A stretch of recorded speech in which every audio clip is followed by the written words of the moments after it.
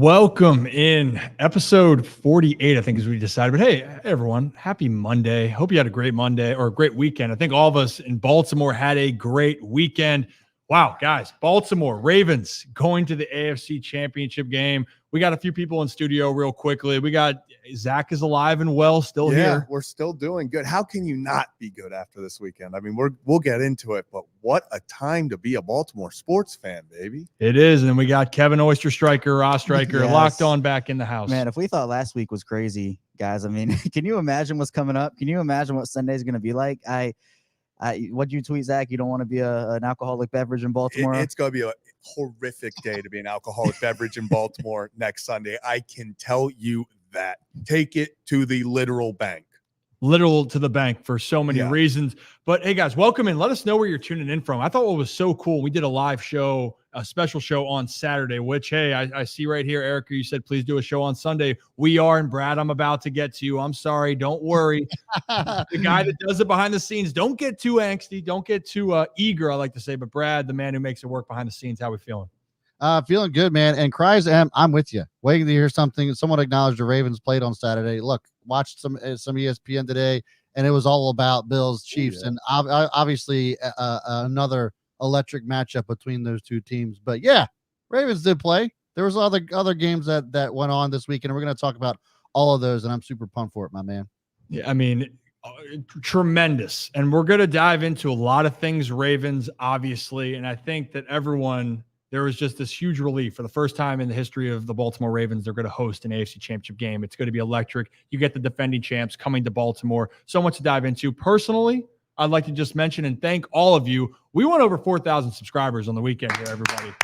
And yeah, we'll get the claps around. Kevin, you better be clapping. I was going to say, I was waiting for Kevin to stop. I clap for longer now because I know I see there was the fake news about me not being excited and clapping. I'm going to clap all the way through. Yeah, Kevin's not going to stop clapping until he sees himself off the camera. Yes. He's not getting chanced with anything now after last time. No doubt about it. And he should clap. But again, guys, thank you so much. We're building something here. We're really excited about it. And our goal to start the year, honestly, to end 2023 was 1,000 subscribers. And we already are over 4,000. So if you're new to the channel, thank you for tuning in. Hit that like and subscribe button. And for our regulars that come back and make this experience what it is, how are we doing?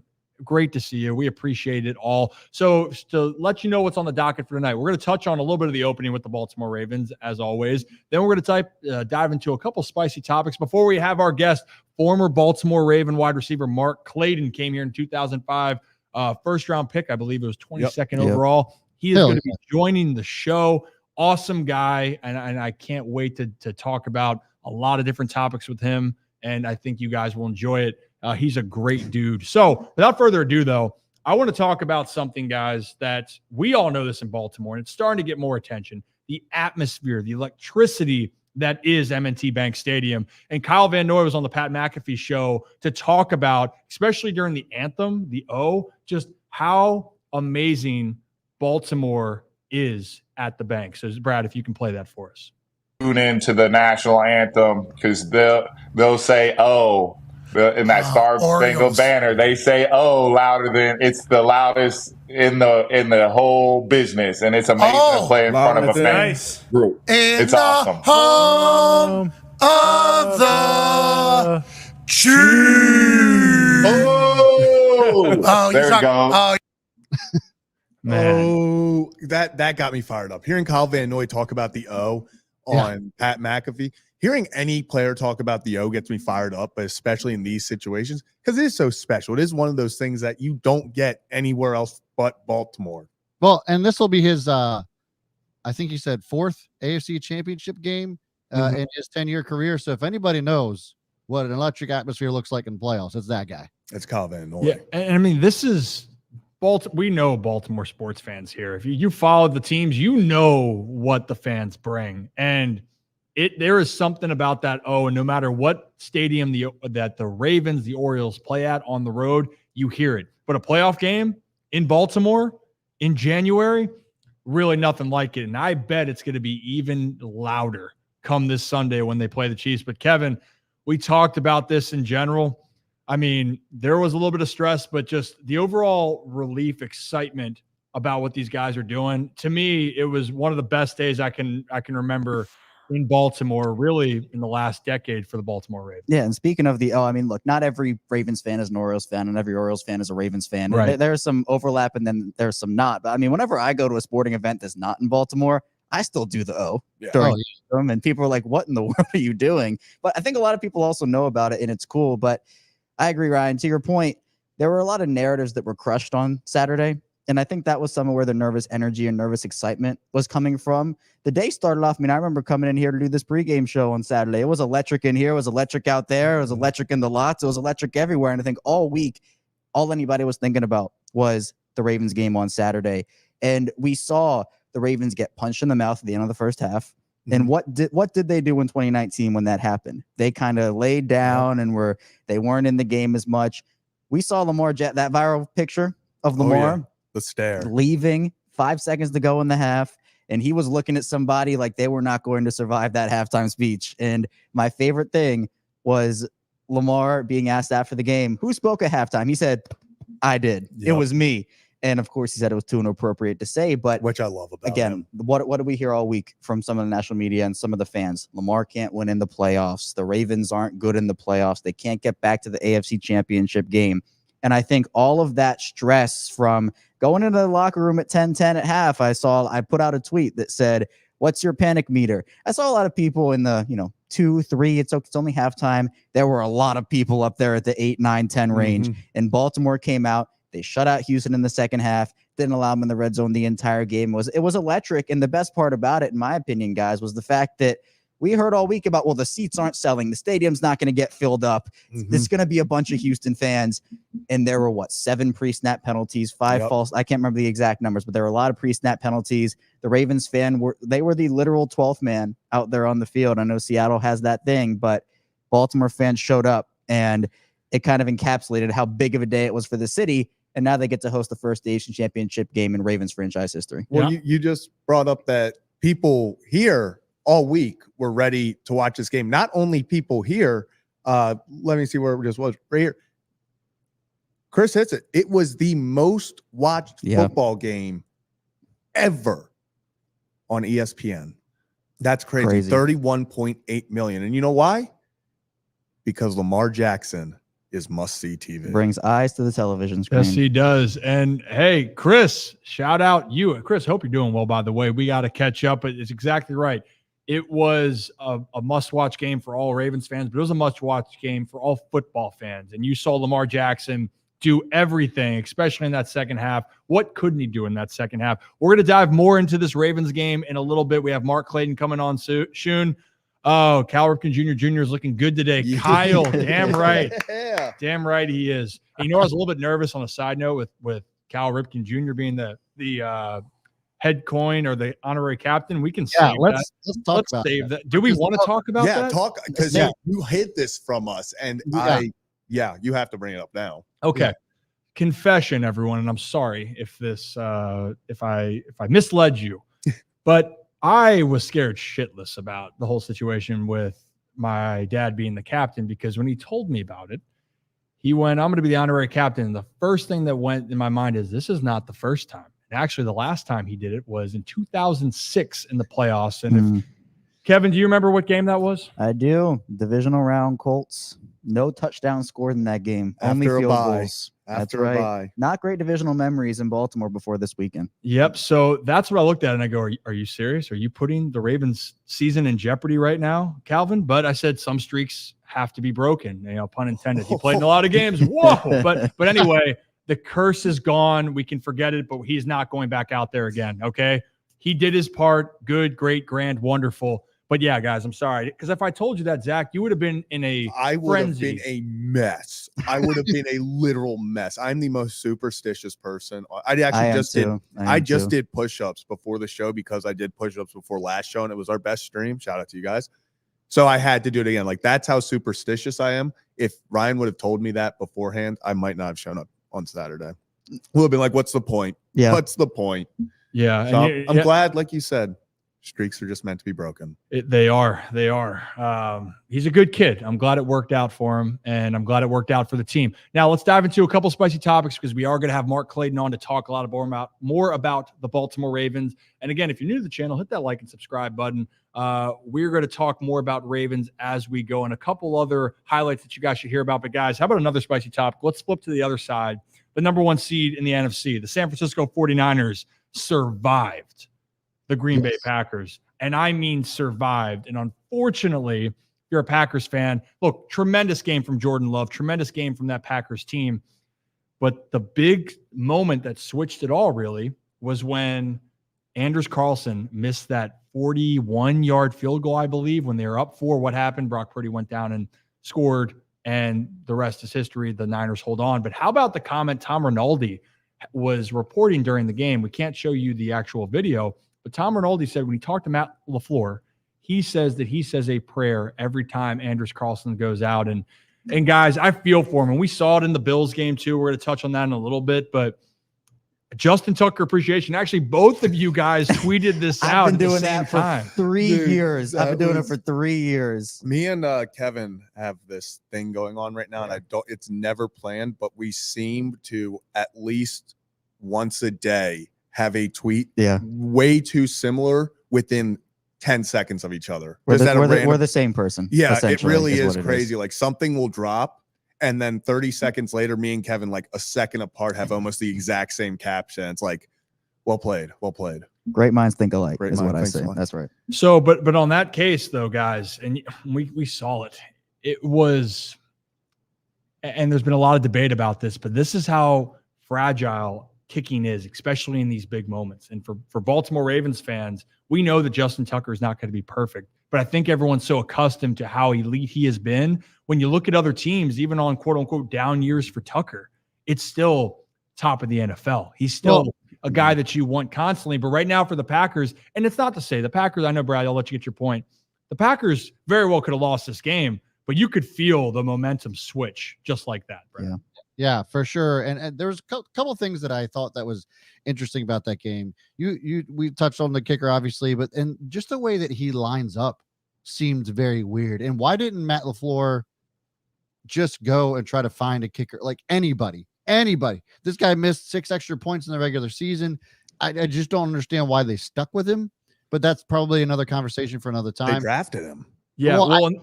Which is, we were just talking about this pre-show, that it is one of those things. That's probably why they stuck with it. They did. They spent a draft pick on him. They did. And they did say that they are in it for the long haul. They are in it to help with his development, which, you know what, I appreciate, but you're right, Brad, in these moments, it is glaring. And we've seen other teams. The Rams did it right before the playoffs. They got rid and added Maher back to the lineup. Mm-hmm. That's my thing too. Like, if you really want to invest time in this guy, okay, fine. Like invest time in him next season or in the off season, not in a playoff game when you're going up against the number 1 seed. And it was rainy, like just the way that guy lined up. It was all very odd. But man, Jordan Love, look, guy balled out all the way up until the last 30 seconds of the game.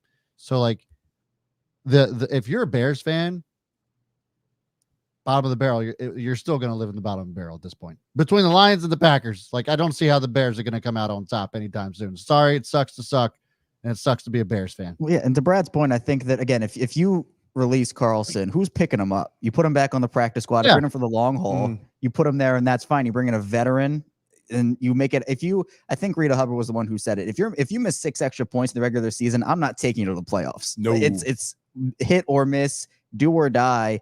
And that's what people, not that Carlson was having a great season, but the point that was made is kicking is so fragile in the NFL. I'm gonna do it. I know some people will not like it. I'll bring back up Billy Cundiff in the year he missed the field goal. He had a good year that year, but it's the one kick that we all remember. And I think, to an extent, rightfully so, right? I mean, it was one of the biggest gaffes in Ravens history, if not the biggest. But we see all the time how the fall off from kickers can be from one year they're awesome, and then there's one kicker, there's one season, and they're terrible, and they never recover from it. And that, to me, I mean, I appreciate the longevity of a Justin Tucker and just what he's been able to do and how consistent he's been, both power and accuracy-wise. But, I mean, the Packers' decision to stick with Carlson here, it's not the only reason they lost the game, right? But I think it's one of the most glaring reasons that they at least didn't have an opportunity to either go into overtime or obviously win the game. I think it does get magnified, though, because kind of what we talked about. The kicker, people say it's your only job. And yes, I get that. And it is an insanely hard position because you're only judged off of 2 or 3 plays. So it is tough when you're a kicker and you do miss in a moment like that, because no matter what happens after, if you lose, the entire fan base, media are going to point to you. And I think also, I mean, out of every position in football, I mean, it's not like if the Packers were to get, or just any team were to get rid of a kicker, it's not like it's a new quarterback and you have to install a new system and everything. You got to learn a playbook, right? There's to an extent, you got to learn a couple things. I'm not saying being a kicker is just you go and you kick and that's it. But I think it's one of the biggest positions where you can just plug a guy in and expect him to produce. I mean, if the Packers had Justin Tucker, you plug him in and he hits those field goals. Like it just is what it is. So I think it would have been easy for them to, again, if they wanted to play for the long haul, get rid of Carlson for the playoffs, put him back on the practice squad, because I don't know who was going to pick him up with the way he performed this year. It's almost like when the Bucs picked Robert Aguayo in the second round. Yeah. And they stuck with him, even though he was horrendous for pretty much his entire career. But they stuck with him and stuck with him and stuck with him because they took him in literally the second round. And their kicker situation has been kind of iffy ever since then. And here's a context too for Carlson. By the way, his brother is Daniel Carlson, who got off to a rough start in his own career and then settled in with the Raiders and is now considered one of the best kickers in the NFL. But for Anders, just to give a context a little bit on him, he is perfect within 40 yards. He was 20 for 20, and this is where it got a little bit dicey for him. He was a 7 for 13 in field goals longer than 40 yards, 4 of 8 in between 40 and 49, and 3 of 5, 50 or longer. So look, and that's the part of it. You're not going to say plays come down to 1 or 2 here, but when it comes down to points, and there's going to be mistakes, like the Packers could have done some things better, right? But when you get points and you have that long drive, you had that K-Max message up there about the long run, you have good momentum, and then right there was a momentum shift. And in the blink of an eye, the Packers went from maybe at least it's overtime or you're winning this game to, wow, we're out. Just like that. And that's where a fantastic story is now met with a really abrupt ending to the season for the Packers. We could talk about that for a while, but again, in Baltimore, grateful for Justin Tucker. Feel for Carlson. I hope he bounces back. But the Green Bay Packers, nonetheless, are a team that you are going to have to look out for the rest of the year or for the rest of the years. And Brad and I have talked about with Jordan Love. We said in the beginning of the year, Brad, we love Jordan Love. We loved his talent, and I'm glad for him and for Packers fans, it has finally come to fruition. Yeah, I mean, that's what I'm saying. It's like it's got to – I don't know how the Bears overcome Jordan Love and Jared Goff and Dan Campbell at this point. Like, what the Bears are just going to have to either be a wild card or not make the playoffs for the next 10 years. But you know what? Time will tell. We're going to have to find out, but it looks good for the Pack. It looks good for talking about the Lions here, Brad. It's a good little spicy segue. How about the Detroit Lions? And you know what's, if you love good stories, how about how loyal fans are in Detroit, how long that they've waited.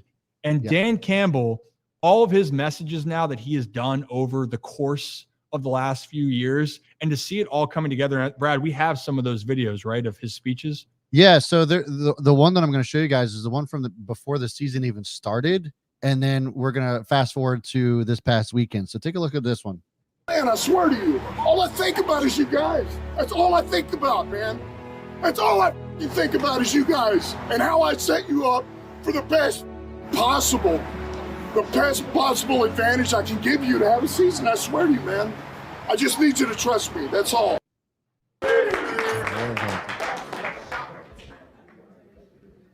You guys are unbelievable, man. I'm telling you, we talked about it all year. This started a long time ago. You're built for this.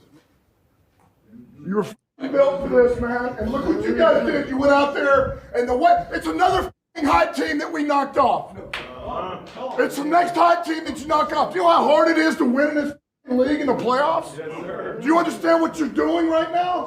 What we're capable of? That's 2. All right? That's 2. We got 2 to go. With a bye in the middle. I'm unbelievably proud of everybody in here, man. Coaches, players. That's the way to mount up, man. That's a fucking difficult team to beat, man. All right, I got one game ball. man, in the game, need to play. Derek Barnes.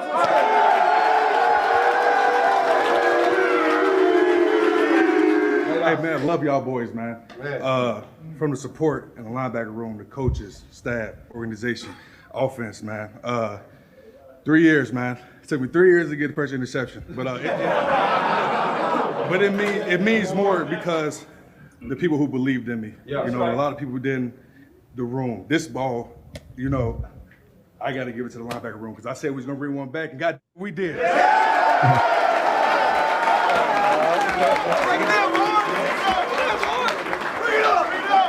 And you got to believe how far we can go, man. Yes, believe it now. Believe it now. This is a good win. Enjoy it, man. This comes once in a lifetime. Like Alex used to tell me, man, a lot of people don't make it this far, but we did, man. And love everybody in this room, man.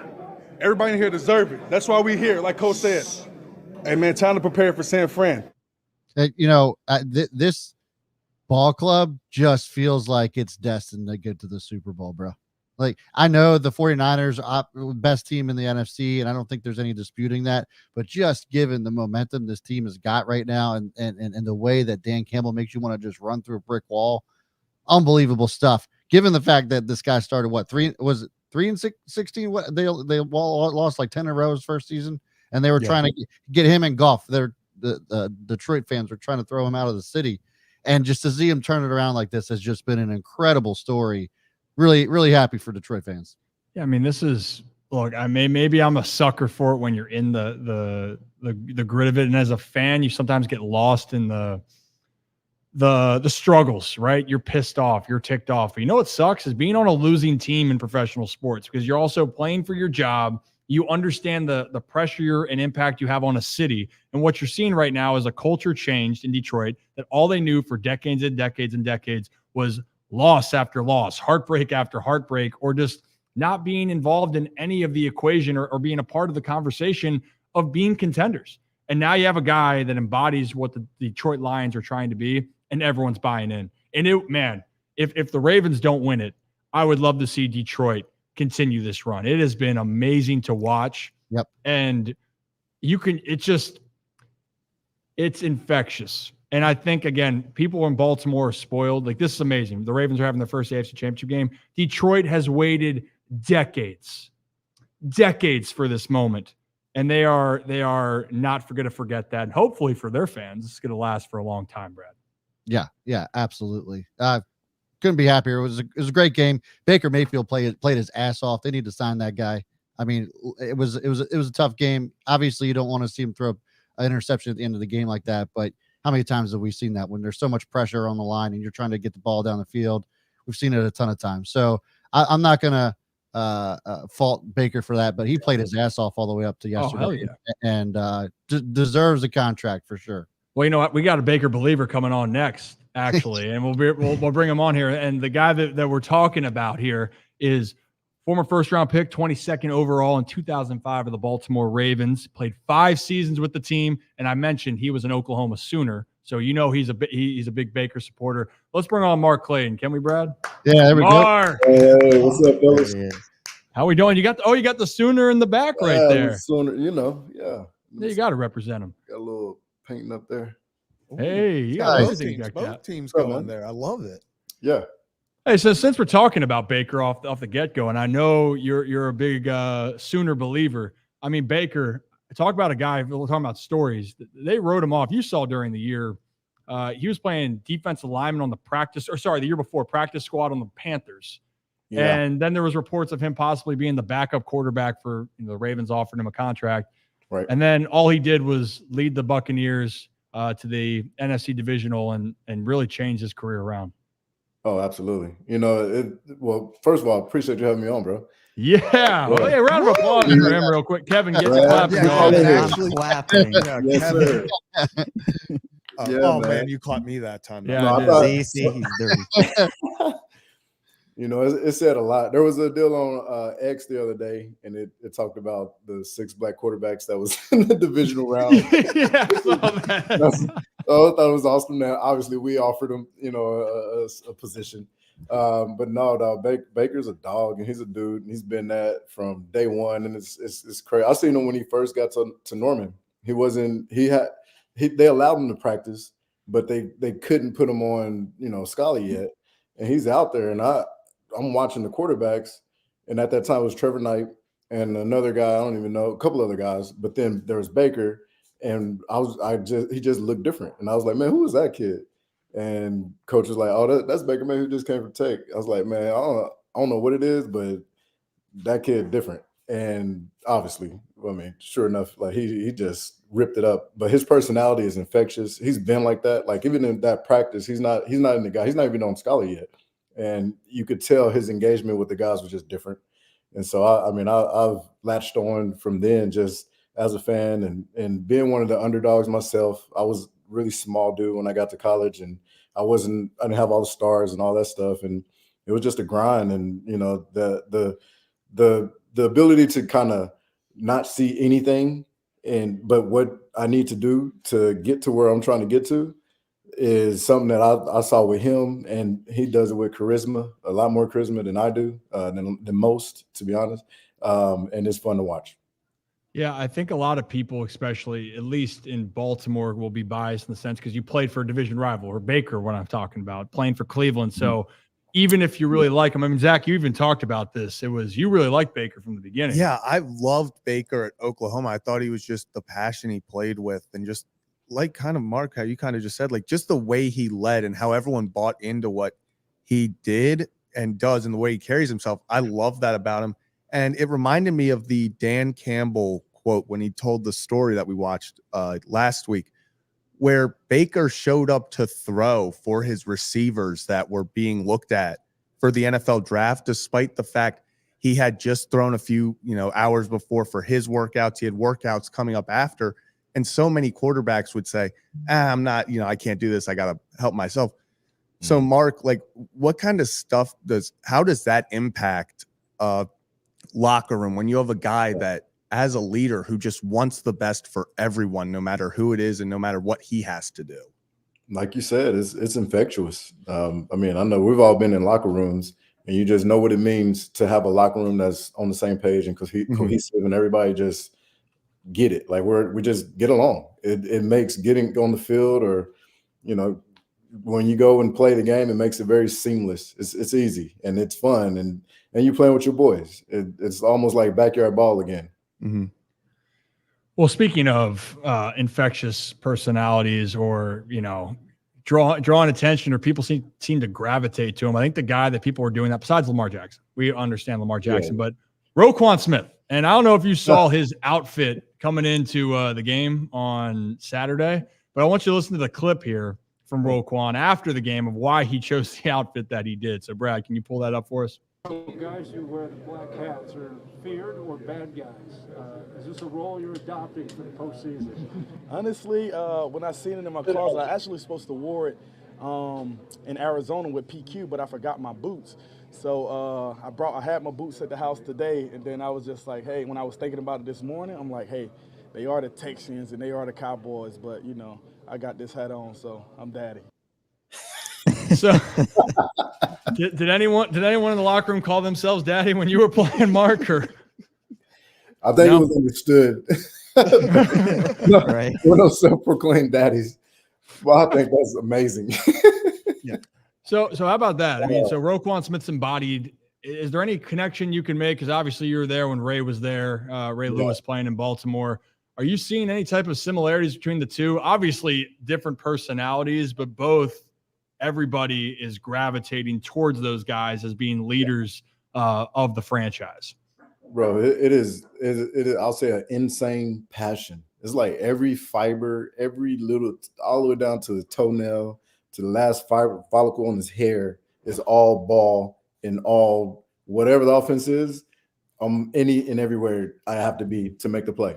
Like it's beautiful to watch. And I know obviously Ray loves that. And in Baltimore, how we are and what we stand for, that's it's amazing. Did anyone have dress up like that though? Did anyone have those types of moments? I mean, I when I played baseball, we tried to do like a flamingo shirt type of thing. Unfortunately, we lost like 7 games in a row, so we banned that from the clubhouse. But do you guys have any superstitions on dress ups or outfits? You know, you guys had it. Y'all are the most creative bunch of in professional sports that there is to me. Like, I trained out at API back in the day, and oh man, the uniforms they wore to workout was unbelievable. I was like, what? They come in hunting gear one day. They come in fly fishing gear one day, doing squats. Like, why? I don't understand. Well, why not, Mark? Why not do it? You know, that's it. Why not? I don't know. But no, Well, we didn't have any of that. It was we're pretty much, you wear your suit, you wear whatever you wear, and get to the game, take care of your business, and take your ass home. Yeah, it's like what Jason Kelsey says. He doesn't like playing dress up. He likes playing football. And I feel like that has kind of more recently, I do feel like it's been a thing for walk-in outfits for these games. And I feel like for a while that wasn't a thing. And Jason Kelsey is holding on to the fact, you know, whether this was his last year or not, he did not like dressing up going into games. He's like, I'm here to play football. I also love how he, like Roquan said, I was thinking about it. I saw my boots like the day of the game, and I was, you know what, let's decide this. Because I think some people take, you know, days to plan it out and kind of figure it all out. But he was just like, all right, we're gonna do this right now. And Mark, first of all, good to see you again. And I feel like with the Ravens and Roquan and Ray, that connection's been made, right? But for him in the pregame huddle, like, he is getting the guys fired up, and Roquan and everybody's talking about how for him, he's the leader of the defense. He's the guy that gets everybody fired up. But for you, you were in the huddle for those Ray pregame speeches. What was it like being in there for those and just getting fired up by him almost pretty much every game? Yeah. So early rookie, about 2 years, but rookie for sure. It was like they had the hair on the back of your neck standing up and you're ready to run through a brick wall. Easy. After a while, it kind of fizzles down because I'm a receiver. I'm on offense. You know, I don't need all that down. I don't need all that. I need to. I'm brain. You know, I got to be more engineer, more very precise and precision and quick, and you know, settle down. Plus, I'm a lover boy. I'm not. You know, I was a defender. I grew up, so I was a linebacker, cornerback, and all that when I was younger. And then I moved to quarterback when I was in middle school. And then in high school, I played quarterback. And then I ended up playing receiver. So a little bit of that aggression that I had when I was younger, you know, defense was in there a little bit, but it wasn't what that was. I probably played like 2 plays in high school. In one play, we played Martin High School in Arlington, Texas, and Jimmy Dixon, who was the number 1 or 2 running back in all of Texas, at about 6'2", 230, 240, whatever he was, came around the corner, and I'm at corner subbing for the guy that was hurt, and I'm supposed to hit this guy running right at me, and I'm at 145-ish, 147. It didn't happen, like, at all. And that was my last play on defense ever. And so, you know, they were great, you know, early, but as time went on, it was just like, you know, it's cool. Let's get to the game. Like, I'm ready to run by somebody. Yeah, I didn't think about that. I guess as a wide receiver, him screaming that you need to go take everyone's head off doesn't necessarily. It's like, actually, I got to make sure my head doesn't get taken off when I'm out there. So, little different mindset between middle linebacker and wide receiver. Speaking of that, Mark, do you remember? You know, because of with receivers, especially, you know, you getting hit over the middle. It's different nowadays, right? The rules have changed and everything has changed. I love to play right now. Yeah. Especially, you know, now we're hearing the fumble out of the end zone rule might be taken away after what happened with McCole Hardman. But for you, do you remember the hardest hit you took as an NFL player? Oh, God. Yeah, I took a few, bro. I took so in practice one time, Corey Ivy caught me slipping. I didn't see him, and I turned around and he just like right in that sweet spot. And I couldn't see out of my left eye. Like, I couldn't, like, I don't know what happened, but I couldn't see. And then it came back slowly, but that was that had never happened before. So CI got me. And in the game, you guys remember Bob Sanders? Yeah. Oh, yeah. Of course. The guy, he took himself out of the NFL. Like, he took me out one play on a crossing route and just downhill full speed.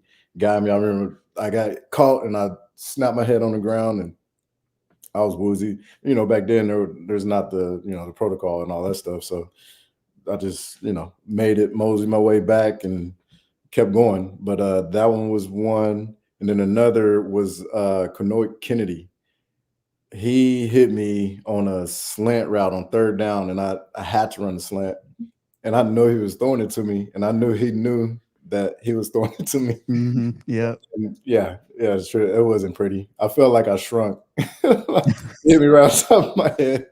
And yeah, that one was rough. It was, and then actually Brian Dawkins got me one time too, and it wasn't so much like a hit; it was like a crumbling that makes you feel defeat, like a little lamb, and you just have to go with it.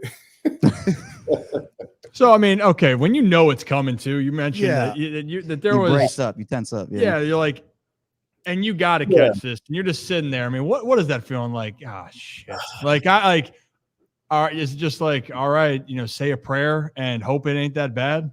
I might as well catch it, because either way, true. Thank you. I might as well catch it. Might as well. That's what I scream at the TV as I'm not getting hit every time a wide receiver drops it. I'm like, you might as well catch it. I'm like, so Mark, is it one of those things where after you take a big hit like that, do you kind of look at who did it? And if it's a guy like Brian Dawkins, you're like, okay, that happens. But if it's someone else, you're like, damn, he's the one who just laid me out like that. Do you have that kind of pride in you where you're like, oh, okay, it's Brian Dawkins, that happens? No, it's an understanding of the fact that you're in the NFL and everybody really can hit. Like, if they want, they can hit. They understand angles really well. Actually, I take it back. Ray, when he was on Manningcast, was talking about the angles that the Eagles were taking, and they were. I watched the game the other day. There were angles. It was like, man, what the hell is going on? It was crazy. But at that time, especially in our division, the angles that the guys were taking were spot on, and they could all hit small. Or I mean, shoot. Who's my guy? Minnesota Viking cornerback Winfield. Incredible. All of 5'8", 185, whatever, and he would take on a guard like he didn't care, and it was incredible. What a different time and place. So for those that are tuning in right now, we got Mark Clayton, former Raven, former first-round pick for the Ravens, also, but you're a stud athlete. We were talking about this, Mark. I want to see you. I've heard about you as a basketball player, and maybe I can beat you in golf. Definitely not basketball, but I'll give it a go. But if you're tuning in, everyone, if you're new to it, hit that like and subscribe button. We'd appreciate it. But Mark, we're talking Ravens, and Mark getting his bell rung at least 7, 8, 900 times. Right. We actually, Rocco's somewhere behind screen here, and we might let him in if we want. That's our other guest. We're not sure if we want to yet, Mark, but he's a little bit late. He was traveling. But Brad, I think you got a question right now. Yeah.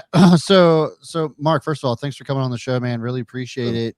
I was just kind of going back and just kind of obviously doing some research for the show, and then realized that you had played with Joe Flacco for a short stint, and like we're seeing kind of like this revival of Joe this past season, and just how the guy just continues to sling it. It's hard to believe that he came in the league. We kind of, to me personally, thought about this with Tom Brady, right? Because like he had been in the league for a generation. Obviously, he was played at an elite level the entire time, but you have a guy like Joe who played at an elite level at one point, then kind of he was just on the bench for quite a while, and then all of a sudden goes to Cleveland and just lights it up. I mean, obviously, you play with him when he was a lot younger, but are you seeing the same old Joe? And can you see him playing somewhere else next year? Yeah, absolutely. That arm is pretty damn young. It's crazy. He had more arm than he absolutely needed from day one. To me, it's like really having a Lamborghini, and all the horsepower that you have, you don't need it. Yeah, and his arm is like that. And I'm like, man, looking at him now was crazy. There were some throws that he was making that was just, and they were just, kind of flick of the wrist throws, and you're looking at it like, that's ridiculous. That's your Josh Allen, that's Mahomes, like these guys that can really like sling it. He was doing that in that little run that he had, and it was really impressive. But I was also not surprised by that, because being with him early, his arm talent was crazy. So does he have, one of the best balls? Is that just one of the prettiest balls in all of the NFL? Like, I feel like everyone, what? I put in the pre-show meeting, do not ask about Joe's balls like that. Well, stop. Yeah, you made it. You in the pre-show meeting. I just asked about the ball path. I didn't ask about Joe's balls here, Zach. But that's okay. Ball path. It says in Mark. In okay, I parentheses, misspoke. don't ask directly about his balls. Mark, don't you do it? No. Okay. Did he throw a good ball? I think everyone. Amari Cooper was talking about the ball trajectory. Thank you. There it is. Right there we go. Yes. Thank you. Yes. Joe, he was great. Don't you love the show? Don't you love it? I hate it here, Mark. I do. I swear. Spiral, Aaron. Spiral is the word. Spiral. Great ball, great spot. Did he throw? He threw one of the best spirals. He did. Mark. Especially on the goal ball, the deep passes, the spiral. It was just so pretty, spinning up there, coming down. I was like, man. Because Amari Cooper talked about it too, and I mean, Amari was pumped when he came to Cleveland, and he goes, it just seems like he's mesmerized when he's going to catch it. It just looks like it's a great ball to catch, and Amari balled out when Joe obviously came on the scene there, and Amari is one of the best wide receivers in the NFL. I think people sometimes forget that, just be given the opportunities and circumstances. So I'm sorry I got off context with that. But for everyone, thank you for letting me know. Yeah, I know. The Guttermine gang. Yeah, I know. Seriously, Moon at Noon. Yeah, I know he's a married man. I got it. I'm well aware. It's all good. Hey, for those that are tuning in again with Mark Clayton, like and subscribe. Mark, I told you we have another guy that's usually involved with us. His name's Rocco DeSangro. He works here in Baltimore on Fox 45. He's a part of the program of our show. Are we going to let Rocco in, Brad? Should we? I guess. There he is. Thanks for showing up. I won't clap for him, though. Yeah, don't. Hey, what's up, Mark? How you doing, man? I'm good, man. Glad you could join us. Finally. Philly traffic was killing me, man. I had a 2-hour drive up here. I'm at my girlfriend's place right now. So, you know what they say in the team meeting? Yeah. Yeah, exactly. I should do push-ups or something. 10 minutes early is on time, Rocco. That's what they say. Kevin, you of all people can't talk shit today. So I was here 20 minutes early. I was here 20 minutes early. Just 30 minutes after he said it. Yeah. No, 10 minutes after I said I'd be here. Unbelievable. This is how it is all the time, man. I don't know how you follow up a question that was just asked. Like I have no clue how that's going to happen. That was just out of control what Ryan just asked you, but out of control. It was, you guys took it the wrong way. Okay. We got the point. All right. For Rocco, why don't you ask your question? Thanks for joining the show. Anyway. All right, Mark, you went through the last head coaching change for the Baltimore Ravens from Brian Billick to John Harbaugh. Yeah. I want to know, first of all, you saw Harbaugh dancing. You saw these coaches, the assistants dancing in the locker room. What did you think of that? Was Harbaugh doing that the first, you got 2 seasons with him, those 2 seasons that you were with Harbaugh in Baltimore. And what was the early impression when you guys go from one head coach to another? Mm-hmm. What were your early thoughts of John Harbaugh when he first came in and took over before he even got hired, when you guys heard the rumblings? What were your initial thoughts with him coming in here? Yeah, first of all, I actually enjoyed Coach Billick because he was like at that time. I mean, obviously he had all of his success for them. He was established, and we had a veteran team, and so the way he treated me as a rookie was basically like a vet, and I appreciate that because going into it, I'm coming from Oklahoma where I was a leader, a grinder. I did all the extra work and made sure the guys went out and ran extra routes, or we did extra kit, whatever it was. And so going to the NFL was just like, oh yeah, this is my backyard. This is my place. It's easy money. And so with Billy, he kind of let you, have your space and do what you do as a pro, which I appreciated. Then when we made the switch, Harbaugh was a little different approach to dealing with us. And, although we had a veteran team, Harbaugh wanted to put his foot down and make his stance. And it actually started off rocky. Training camp with, I think, the players had we were standing up. We were about to march, probably like 3 days into camp. We can't be doing it like this, coach. It don't work like that. That ain't what we used to. And, he came back and, we just went toe to toe. But out of that friction, basically we, was able to communicate and get to a place where it was like, you don't have to treat us like college kids or kids at all. and vice versa. We're going to respect what you want to do and how you want to build this team and where we want to go at the same time. And, that after that, there was, of course, a lot of growing pains and all that happened. But what came from it, I thought was very, very positive. Coach and the leaders and, other guys have been able to communicate and get on the same page and put a plan together that worked for everybody. And obviously in those first, 3 years that I was with them, I think we went to the playoffs a couple different times in a AFC Championship game. And so that was a really, cool experience to have. But a lot of it came from that initial conflict that we had in the beginning, where it was like, nah, we ain't in college no more, man. You ain't supposed to be running us like that. Like, that ain't what it is.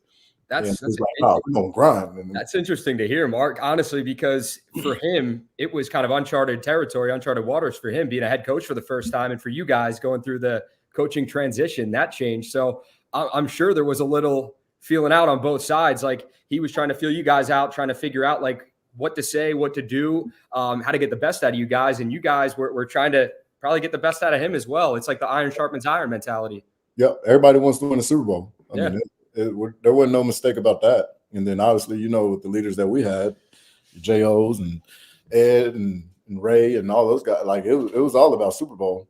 And we just, had two different views of how to get there. Yeah. And so with that, I mean, there are a lot of strong veteran presences in that locker room, 1000%.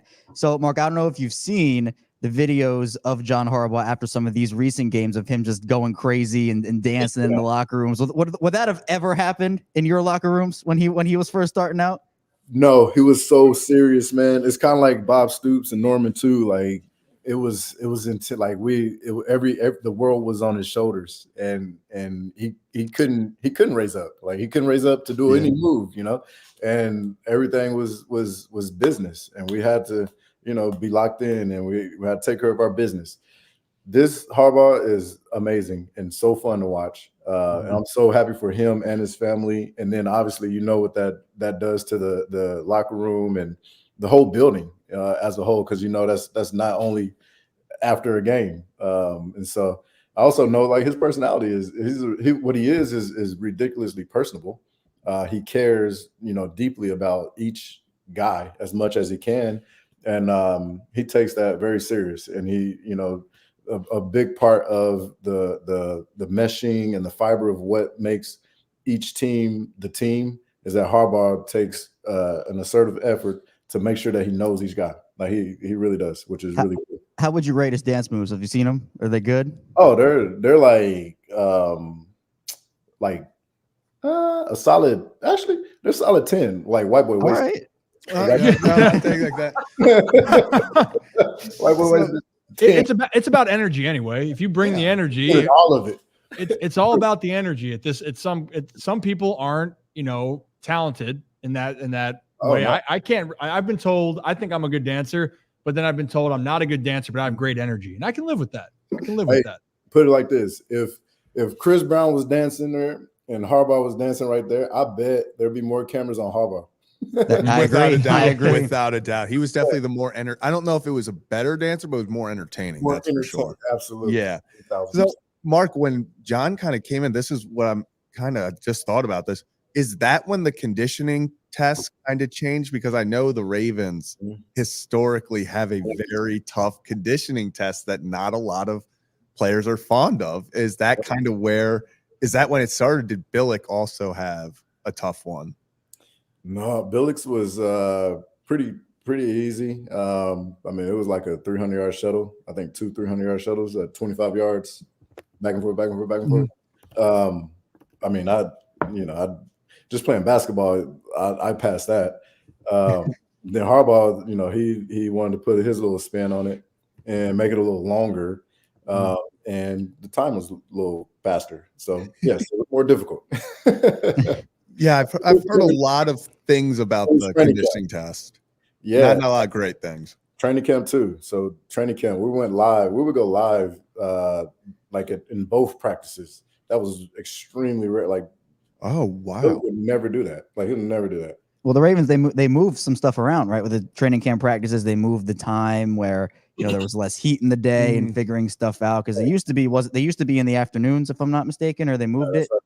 Yeah. Because that heat can get crazy in training camp. Oh, for sure.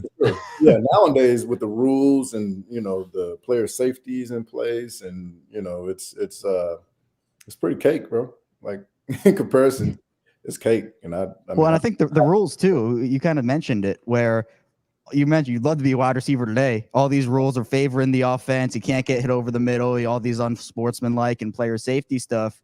I mean, you had to worry as a receiver when you were playing about getting cracked over the middle, and there was no penalty for that. You just move on and play the next down. Exactly. Like nobody flinches or bats an eye. It was just either it was a good hit or it wasn't. Yeah, what a time. What a time to be wide receiver. Wasn't that a great time? And actually, our good friend Sam and Joku with Ravens Talk, we just had him on last week. He's saying, get ready to suit up on Sunday, Mark. Got a few more catches in you. I know Justin Forsett has his helmet ready to go. He puts those tweets out there. So yeah. Did you see the meme he put out? I'm on Madden in a minute, huh? Did you see the meme Justin put out? It's like he put you don't make the law. He Justin forced it. Yeah. Yeah. Forsett is. Oh, he's magnificent. He's awesome. Yeah. He's great. Oh, yeah, he's great. All right, speaking of that, though, of saying to suit up, Mark, I think this has been a topic, at least for the Baltimore franchise, right? It was, and the pressure started around right before you came in, and then obviously you were drafted in the first round, and the notion was that the Ravens were having a tough time drafting and developing wide receiver. Like the pressure for you, I remember when you got drafted coming to Baltimore, and I was ecstatic, just like everyone is. Everyone wants to see people have that success. But were you that aware of that type of pressure coming in? Because let's just face it. I mean, before you came in and then even after, that has been the growing narrative in Baltimore, is that drafting a homegrown wide receiver has been a tough task. Did you feel that pressure coming in? Absolutely not. No, hell no. It was like I watched like NFL football. I was a basketball guy. I watched my first full college football game when I was a senior in high school. It was the OU versus Notre Dame. I remember it vividly. But after that, NFL, I would watch it, but I wasn't paying that much attention to it. I also didn't think I was going to get drafted. I wasn't planning on going to the league at all. Out of high school, I was going to the Air Force, but I started getting recruited late, like going into my senior year, and then that just changed the trajectory. And so getting to college was like happy-go-lucky. Getting to the league was just like, this is like unreal. I'm legit pinching myself. And so my mentality, my whole setup was all like, I'm just happy to be here. And I know I can do it because God put me here. And then obviously I accomplished what I've accomplished. So I'm supposed to be, I can do this. It's no big deal. So I never felt that type of pressure. But what I did not know or understand was the scheme and offense in Baltimore and what it had been. So getting into that was like, I got the playbook. I probably learned the playbook in like a week or two. Like it didn't take long to learn that. I mean, even when I got traded to the Rams, I got there on like a Tuesday. Well, no, Monday night. Well, Tuesday I got in the book, and by the time we had practice on Wednesday afternoon, I had the plays. Like they were like, "Damn, how do you do that?" I mean, well, I got like a photographic memory, so I can and it's fading now. But then, I can rip through some stuff, and then I'll just boom, let's go do it. And so getting to Baltimore was like, man, I know this offense, and that's it. Like I'm ready to get in and play and make my plays and do what I do, because I'm not having to think about the offense. I can just think about what we're scheming up that week, or what the hot reads are, or what the defense does, what we're trying to exploit. Like I can do that now as a rookie because I was able to read playbooks pretty quick. I think that comes from being a quarterback too. But I never felt the pressure of doing anything above anything that I hadn't already done at Oklahoma in the NFL. I was expecting to just continue doing what I did at Oklahoma. But little did I know, we don't run offense like that. And the ball ain't coming like that. And so you're not likely to really put up numbers like that. And we also have a guy on the other side who was a veteran in Mason who demanded the ball. Like he knew how to get it. I didn't. And my personality is just, hey, y'all let me know what to do, where to be, and believe me, I'll be there. That was it. And so, no, I never felt the pressure like that, which made that experience also really fun for me. Being a rookie and having Deion Sanders go against me in practice, Ray Lewis, line up at corner every now and then, and play against that defense, weekend, or go against that defense week in, week out in practice, and then all the games playing against, whoever it was that week was just it was a blast. I had a blast, and the rest of my career, it got I recognized it probably my third year underneath it all. I asked Ozzie to get me out because I was like, I don't understand why y'all pick me at 22 and we don't even throw it. Like, I don't even throw it to me. Like, I would love to have the ball. Like, I can make plays. And it didn't make sense to me. I asked, if we would, let me go. And it didn't. It took 5 years. And then I got traded to the Rams. And that very first week, coach said, hey, we're throwing it. Are you going to be ready? I was like, absolutely. First week, 55 pass attempts. Sam Bradford was slinging that thing. Yeah, he did sling it. For like one whatever. And I was like, oh, yeah, I'm home. This is like college again, and this is fun. It became, fun again. Yeah, I mean, that's a part of it. I think, Rock, you have something piggybacking off of that. Yeah, Mark, exactly. I mean, you kind of touched on not getting the ball, and you felt like you should be getting the ball more at that point in time. There was kind of a narrative before the season began, and even kind of dating back to last season, it seemed like as well, that wide receivers didn't want to play here in Baltimore, and Lamar Jackson was a reason why. It was like a narrative out there, and I thought that was crazy. I know a lot of people here thought that was crazy. What were your thoughts when you saw that kind of circulating? Were you just shaking your head? As a wide receiver, what are your thoughts? And how many yards, what kind of numbers do you think you'd put up with Lamar Jackson as your quarterback right now if you're in your prime? Well, it's not so much just about Lamar being a quarterback. It's who's calling plays and what plays are being called. What are we doing in practice? Like, how are we working through these reads and all the progressions? That is so important, and which is why I think Lamar's development would have been much faster had the offense been what it is today. If Monken was around when Lamar was a rookie, he'd have at least 2 MVPs by now, probably this be his third, and definitely probably would have had a deeper run in the playoffs by now.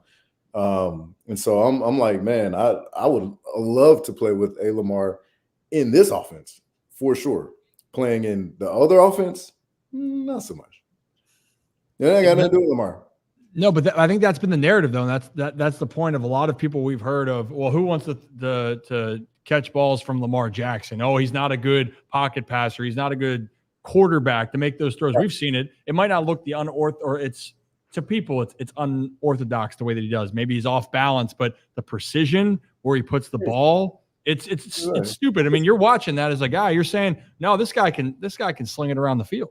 Absolutely, and you only get good at doing it by doing it.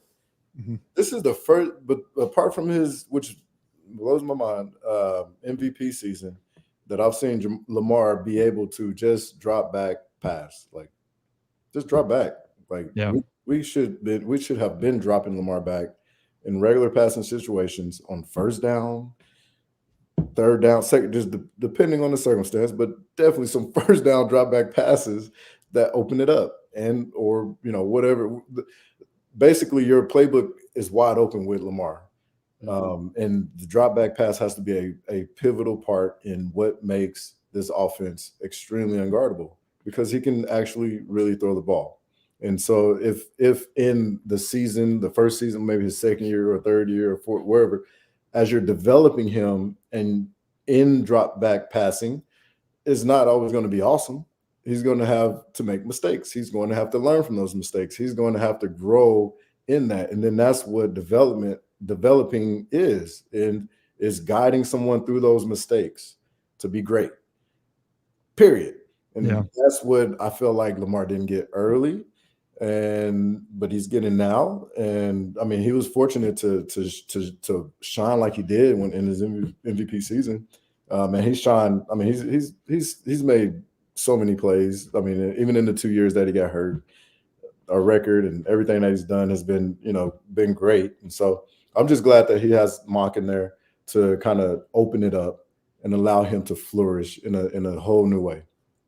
It's been fun to watch. I think Baltimore fans realize that, but that's still been the narrative around, media in general, the National Football League. But I mean, I've always wanted. This is the thing. And we'll have a couple more questions. I know I appreciate your time, and hopefully this isn't too bad dealing with Rocco on. This is great.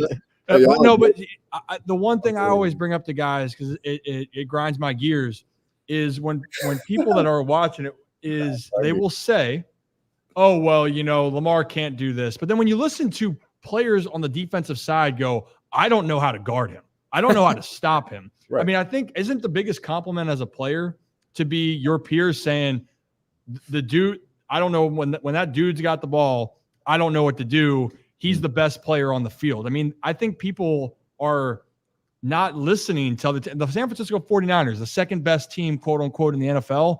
Their defense is saying we had no answer for him at all. I mean, that's got to be the biggest compliment. By far, to be unguardable. If there's a play to be made, he can make it.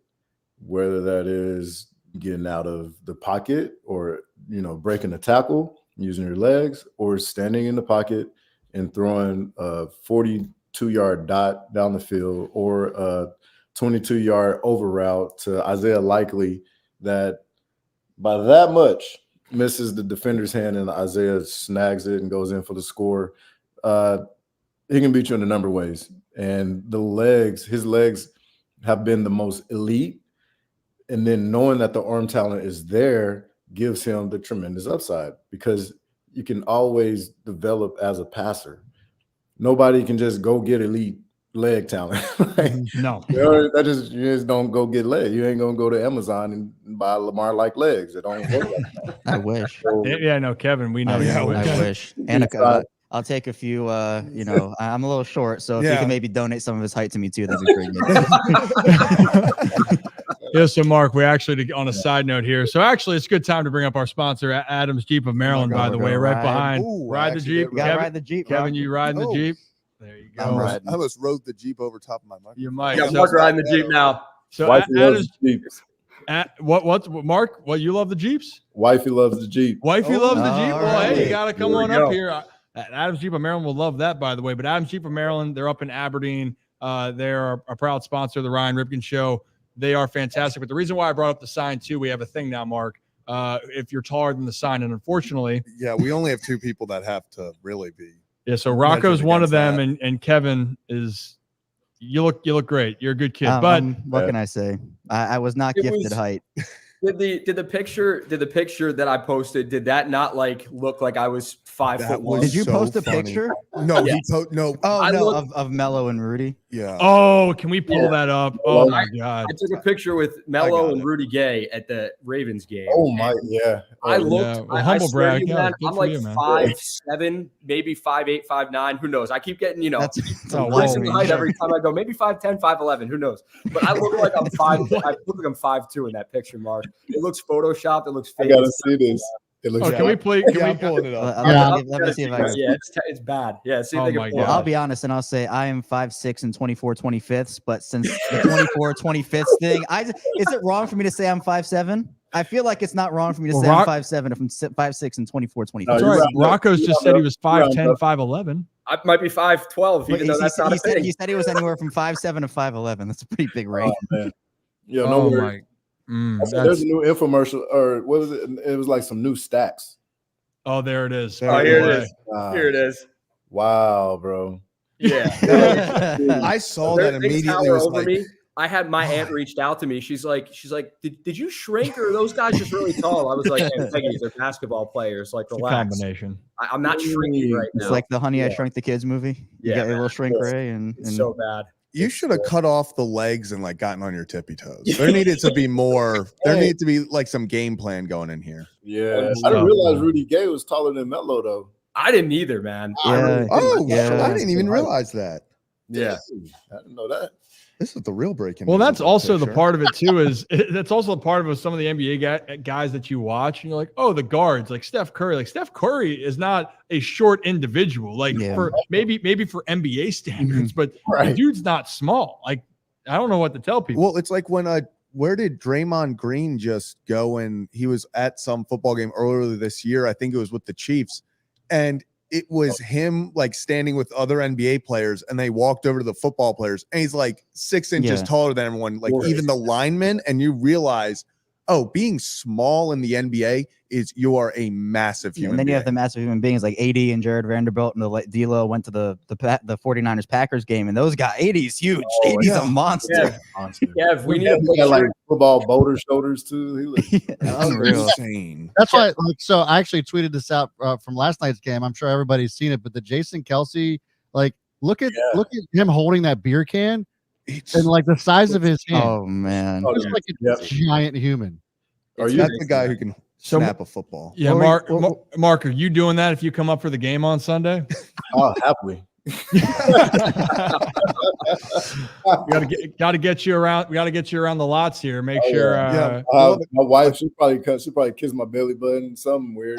we'll have a chug off on the big screen between Jason Kelsey and Mark Clayton. Mark it down. That's what's also check out Jason's wife too in the background. She's in the top left there. She's so proud. Yeah, she's like, yep, that's typical Jason. That's just oh yeah.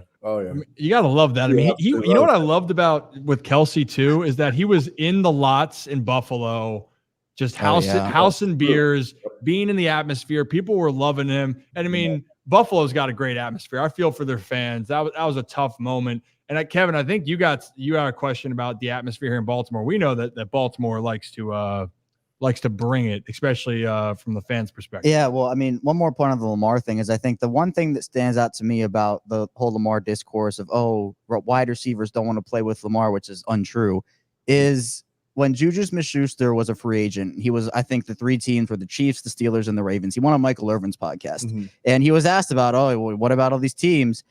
And he said, I love Lamar. I'd love to play with Lamar, but the offense is it's not for me. And again, every goal of everybody's different. And John Harbaugh said, I think, look, if you're a wide receiver, you want to come here, you want to win football games, and you want to be a part of a winning team and a good culture.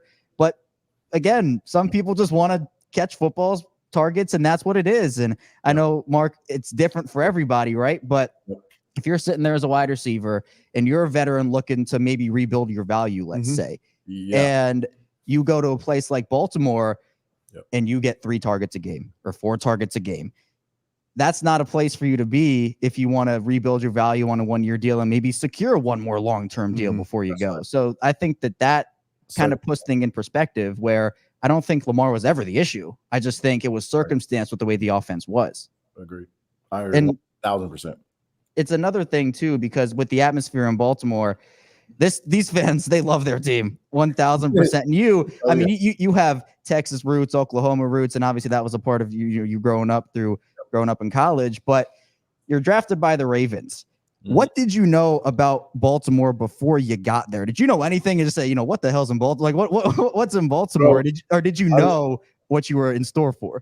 I did not know. I'm untraveled as it comes, just little hood dude. We didn't know. I didn't think that you travel. I didn't know anything about going out of state or experiencing any other place until college. But getting to Baltimore was like, wow. Like first I was like, man, there's a lot of black people here. Like this is crazy. I didn't even know. Golly.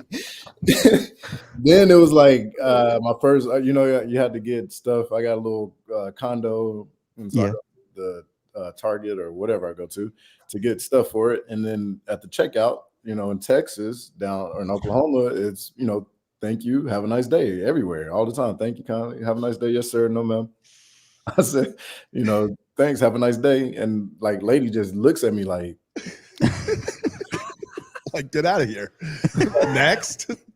Or enjoy your day. Like what? I was like, okay, cool. And come to find out, in the Northeast, it's a little different down there. The Southern hospitality is not so present. So yeah, it was a little different, man. But as I got in, it's like, but what is true is everybody's real. Like I don't know you, so I don't even say nothing to you. Like, what do you do for me? Yeah. All right, fuck you. But that is how it is, though. It is. If you're Love in, it. yeah. But if you're in, like, if you family, and it's true. Mhm. And I'm gonna tell you, like, you're gonna know what is real. I'm not gonna sugarcoat nothing, and I'm not gonna smile. So down here, like, people will definitely be like, ha ha, he, and at the same time, literally just hate your guts. And up there, that's not the case. Like, Yeah. no, I ain't People gonna just tell you they hate your guts. Yeah. straight up, and I respect it. I fell in love with that, the realness of Baltimore. Now, in the draft, did you know it was going to be Baltimore the whole time? I know you being picked. Were there any other places that you thought, hey, maybe I could go here, maybe I could go there, or did you really think it was Baltimore the whole time? Actually, I thought for a hot second I would end up in Dallas at the number 20 pick. They had took DeMarcus Ware. Okay. Early. Yeah. They had 2 first round. So they Right. And then with the second one, my agent, he thought maybe they'll go offense, and they didn't. And so that was one I was like, oh, maybe I'll go back or be around the corner. But after that, he was like, I didn't know where I would go. He's like, you could be somewhere late 1, early 2. But then I got a message that said Baltimore is probably going to take you. And the rest is history. The rest is history. And here we are. And here we are. Now you're entrenched with the Baltimore community, whether you like it or not. Hey, but before we'll get you out of here in a second. We appreciate your time with it. And everyone, if you're new to coming on here, we're with former Baltimore Raven, former Oklahoma Sooner, Mark Clayton, wide receiver, a guy that wishes he was playing in the NFL right now. He can still kick all of our asses if he wanted to, and except golf, we got to figure that out. Except I think I could give you a run. We talked about this. You're a guard. You're way quicker than me. I'm like, hezzy step, like I got all that. Mark, you still got it. I'm hezzy, like I can touch the rim a little bit, but my first step is where it's at. Must be nice, Mark. Must be nice. Mark, speaking of Oklahoma drill, Mark would whoop me in an Oklahoma drill. Oh yeah. So Mark, we have Nick Moore, who's the long snapper for the Ravens, is out for the season. But Nick, so Nick was going to be on tonight. He might be on Thursday, but we said for his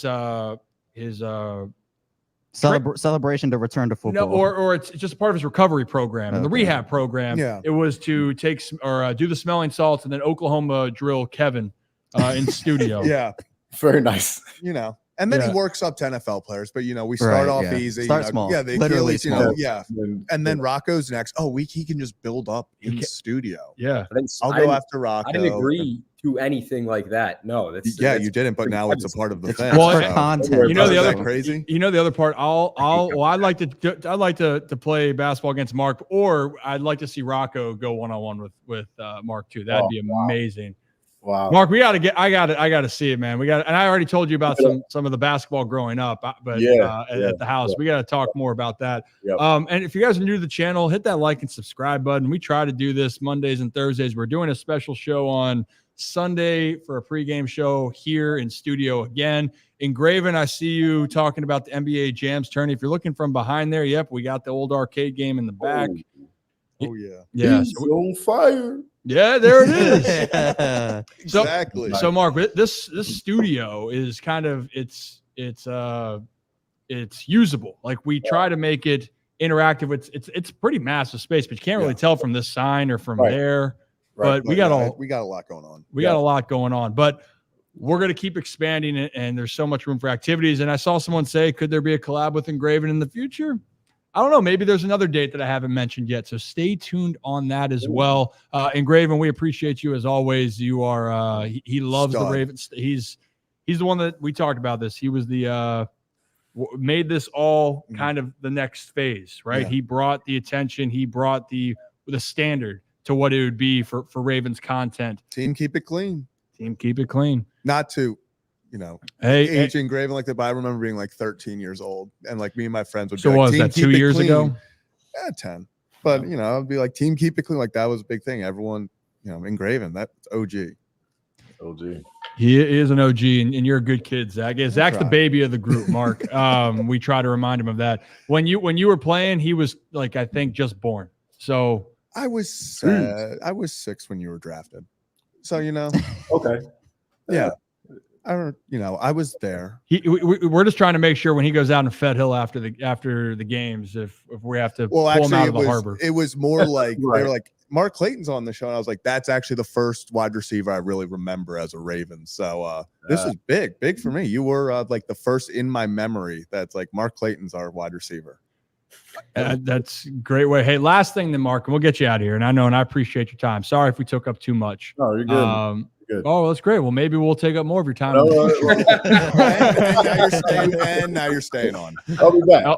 Yeah, and that's great. And Mark is staying the rest of the year. Right. But last thing I want before you get out of here, there's a couple things I want. It's a two-part question. Sure. But one, you were on the Ravens in 2006 when had the bye, and that was when my dad was honorary captain, and it's his fault you guys lost that game, not yours. 15-6 was the final. But that was the narrative going into this game in 2019 for the Baltimore Ravens was, can you get past that hump? And you guys kind of dealt with that, and that stung. And I think a lot of people here, it was 2019 is the one that moved. Do you remember that game in 2006? I mean, that had to have. It hurt. It hurt. It was tough because that was a hell of a year. And, having Air McNair, we were just, we knew we were on our way. And to not be on our way was very difficult to deal with. But it was a great game. And then, when you take that week off, and this is what I said about this year's team too, taking that week off, the one thing that is tough, and other people will, have said it and I heard it, is passing game. Passing game is really hard when you have not been in game full speed, repping it. But I was confident in the fact that we had defense, and then we have the number one run game, which at the end of the day, if you can't throw it, that's okay. You run it, you squeeze the game, and you let your defense hold you down until you figure out a way to make a play here and there to bust the game open. And that's surely what we did, which, to struggle the first half was understandable to me, but then making the adjustments and awaken the lion. Yeah. Awesome. Yeah, it really was. And we wanted to ask this question. I have one more for you, but because Bailey, we appreciate the donation to it, but I think we got to ask it too, and we'll give the round of applause. Yeah, thank you. Yeah. Kevin, way to clap, by the way. Mark's clapping too. Clapping. Yeah, everyone. Bailey's my guy. Well, so Bailey wanted to ask then, best moment as a Raven for you. Best moment as a Raven, I'd say getting drafted, going in the locker room. And then first game was a Sunday night game, so it was Peyton Manning on the other side, and so it was just like it was unbelievable. In pregame warmups, they had to pull me from like half field, like from 50. Do the thing because I'm looking at Peyton and them do their thing. But I was like, man, that's Peyton, bro. Like that's Peyton, like Peyton Manning, bro. And so was that kind of your like, holy crap, I'm in the NFL moment, looking across the field and Peyton's warming up? Absolutely. And it was because and Dion, so going one-on-one with Dion in training camp was another. But the lights, the atmosphere, the crowd, Ray, like all that, like that was a lot more emotionally engaging. Like it was crazy. Mm-hmm. Man, that's awesome. Okay, and last thing, because it's kind of touching on being starstruck, at least in your moment in the NFL, you're with the Ravens. Just talking about quickly, we talked about how passionate the fans are here playing in Baltimore. I mean, we had a clip of Pat McAfee even talking about how crazy it is to play there in the in the national anthem. We won't play it for here just because we'll get you out of here, but you know what I'm talking about because you've been here. Yep. I mean, I feel like it's a home field advantage that I don't think gets enough credit, at least on the national level. Oh yeah, I saw it, and so first when having that experience, to me, I was like, man, this is like OU East. This is like being in Norman, just on the East Coast, because they are loud and rowdy. And then on top of that, we got Boomer in the national anthem, and so I'll have in the national anthem, which is awesome. But no, the fan base is insane. And, just the other day, I saw the stats, what was it? 4 delayed false starts. 5 false starts, 2 delayed games. Yeah, 7 pre-snap penalties. 7 pre-snap. The fan, I was like, the flock is flocking. and it's real. The flock was flocking, and that noise is crazy. And we watched, and just I could hear it. You know, is that kind of deafening? Like you hit peak level, and it just keeps coming. Just like it. Like when you're on the field, the only game that I was like where we were on offense, and I had that experience was versus Texas A&M when I was in college, and it was impossible to call plays. Literally, Jason had to walk one by one and call the play. Tell me the play, tell him to play, tell everybody to play. It was unbelievable, and it just is the best. Like if you have that, it is a true advantage because it's one thing that the offense has to deal with before they snap that ball. It's awesome. Well, guess what? That's going to be a clip, by the way. Yeah, it's the play before the play. You know, that's where the 12th man kind of comes into advantage. Is, you know, not many people. This is why the Ravens wanted home field advantage, because of situations like this where against a young, hot Texans team, 7 pre-snaps penalties really can shake a team like that. And then you just get in your head because that was a young Texans team too. And so the first one happens, and then you kind of get in your head a little bit. Then the other one happens, and then you're all in your head about it. And then it continues that way. The mental aspect of football, I think, is so interesting to me because it can have an impact and obviously impact the play on the field like we saw in the Houston game. No, and Mahomes even said it. He said that one of 2 places he's had to use a silent count to his offensive linemen because they couldn't hear him was at the bank. The other was Seattle. So home field advantage is going to play a huge factor in this game for sure. Yeah, it definitely will. Should be a great one in Baltimore. Chiefs Ravens on Sunday. I think you guys have heard of it. It's going to be at 3 p.m. in case. I think some people will be at the bank. Mark, I've taken up way too much of your time. Again, sorry for Rocco and Zach actually wasn't the problem. When you're having fun, you know, it's all good.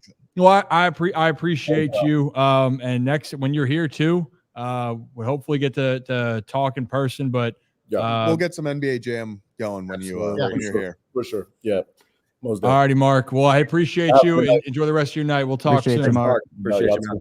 Peace. See you, Mark. All right, guys. Awesome. That was awesome. That was great. Mark's awesome. I mean, let's just, again, for those that just tuned in or you just missed it, you can go back and watch it. That was former Raven Mark Clayton, first-round pick in 2005, played for the team for 5 years. Stud athlete, by the way. He doesn't talk about it enough, if we're being honest. I mean, the dude can ball in basketball. Like, he is a beast. And the fact, too, how about that? He was thinking about Air Force. You know, he wasn't even thinking about NFL or even being a high pick. I mean, that's what we love to see. And clearly, I just thought there are so many things. My brain's going to explode because there's so many clips that we're going to have to go through to push out to everybody. Untold stories are awesome. And I think that to me is one of the most intriguing things because I hate the narrative of like athletes are athletes. They're people and they're humans. And I love getting to know them and getting to know their stories. So that was awesome. Well, he was talking, he said something about coming to Baltimore and that whatever that woman was looked at him like. Oh yeah, he's like, what are you talking about? What are you talking about?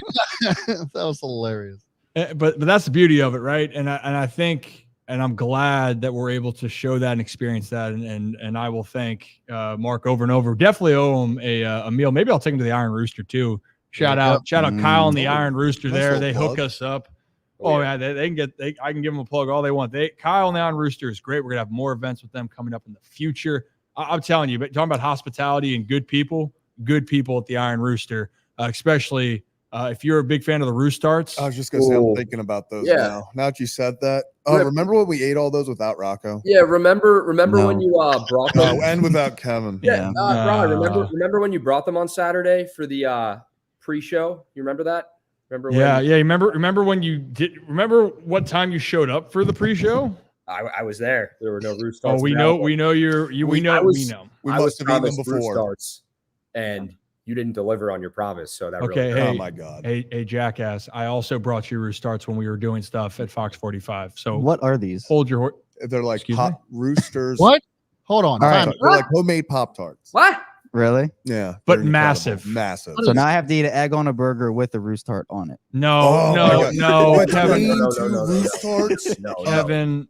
A burger, an egg between two roost hearts after he does smelling salts. Well, so also that was the thing for us when we keep bringing up smelling salts. So by the way, thank you all for tuning in. By the way, this has been a really great last few days, and really it's all of you tuning in constantly that's making this great. We're going to dive more back into a couple Ravens things. There's a couple other highlights we want to talk, including Josh Allen, Lamar Jackson.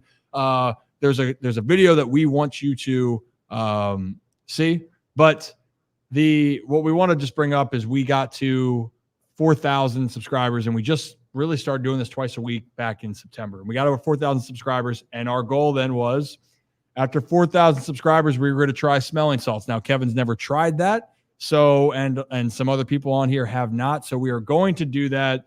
But again, we're growing quickly. We have a lot going on, and we really appreciate all of your support. So if you can continue to hit that like and subscribe button, we appreciate that. Now, guys, should we just continue with a little bit of Ravens talk? Because it involves, since we talked about Lamar Jackson, and that is the hot topic around the NFL, and it's really been the quarterback play, right? So, and we're going to, we'll dive into this quicker. So, Brad, there was a comment on ESPN on Get Up talking about with Josh Allen, that was a tough loss by the Chiefs or by the Bills to the Chiefs.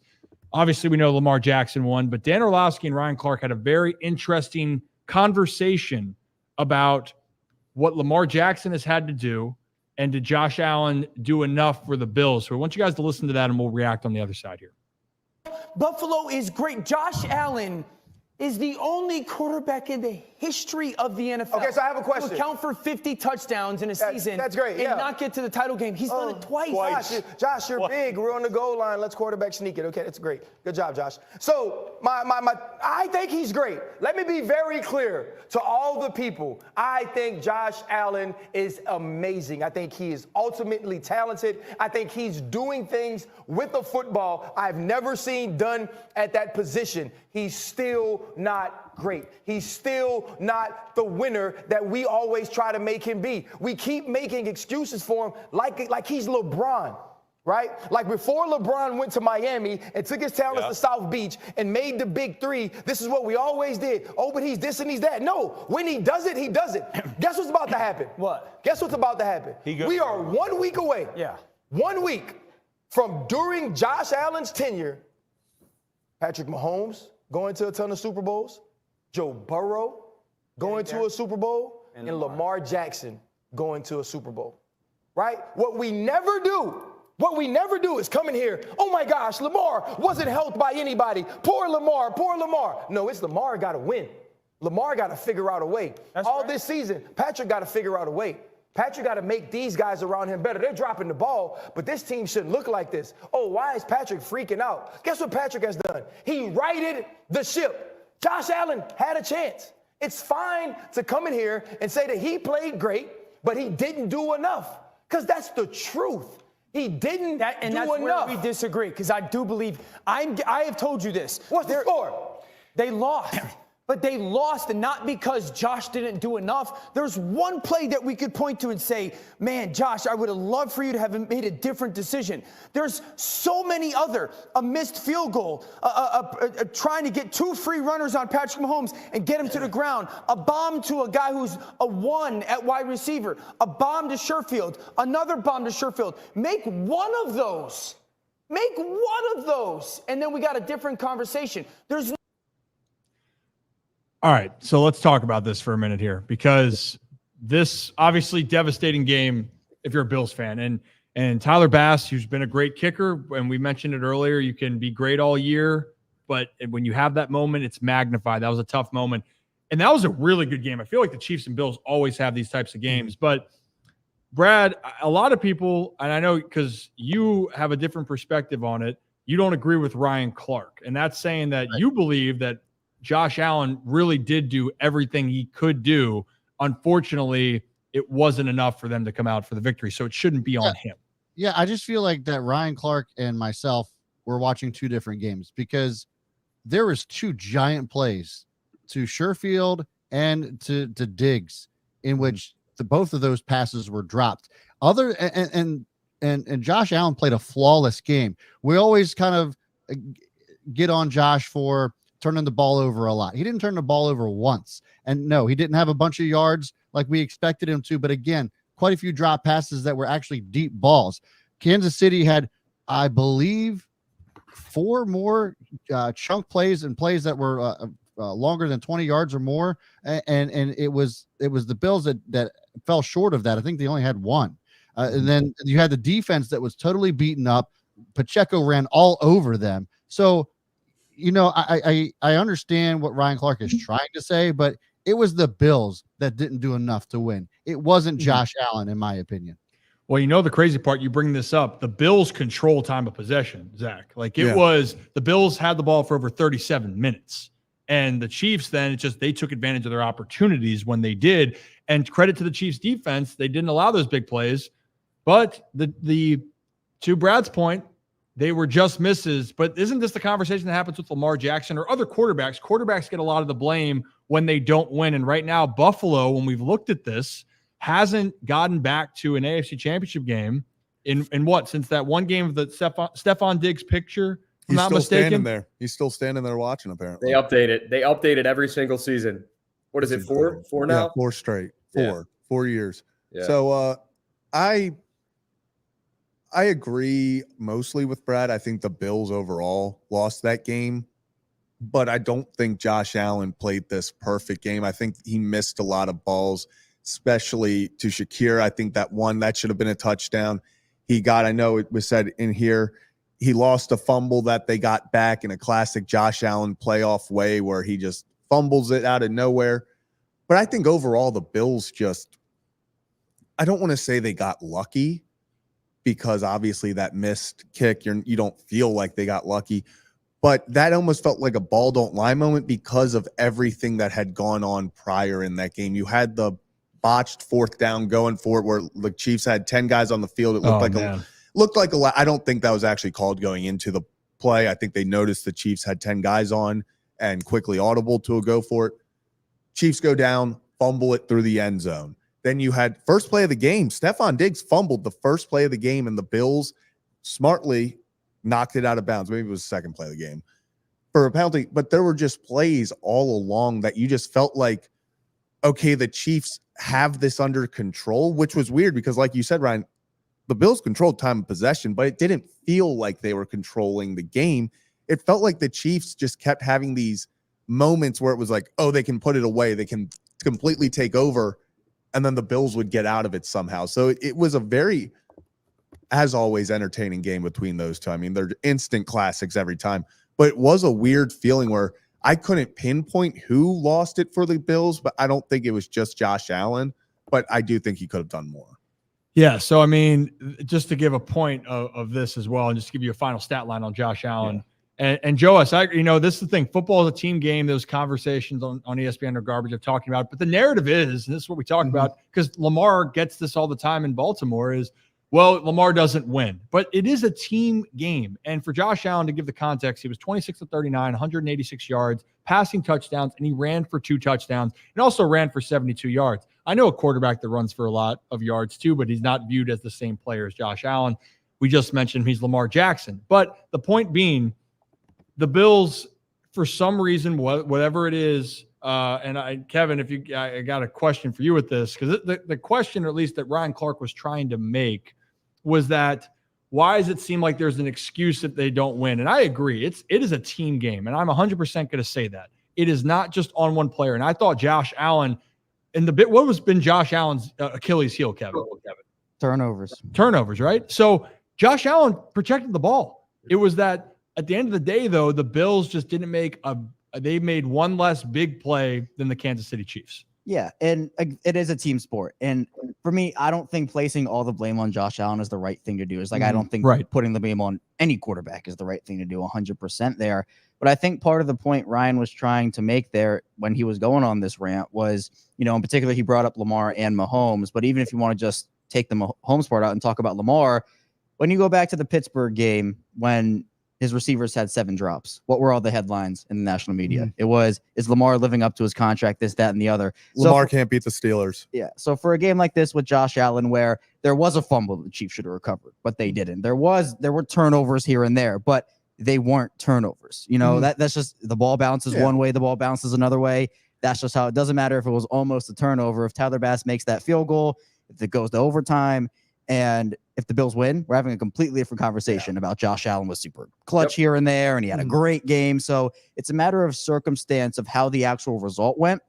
And I think look, Josh Allen didn't go out there and miss the field goal, but he played a part in the loss, even though I did think he did play relatively well. But to blame it all on Josh Allen, I don't think is the right move. No, I agree. And I mean, Rock, I can see you're shaking your head up and down or whatever way you're shaking it. But again, this is just kind of what we're dealing with. And I do feel for Buffalo. This felt like this was going to be the opportunity. If you were going to break through, and it's kind of like your kryptonite. The Packers, their kryptonite in the playoffs has been San Francisco, right? And in this case, Buffalo's kryptonite has been Kansas City.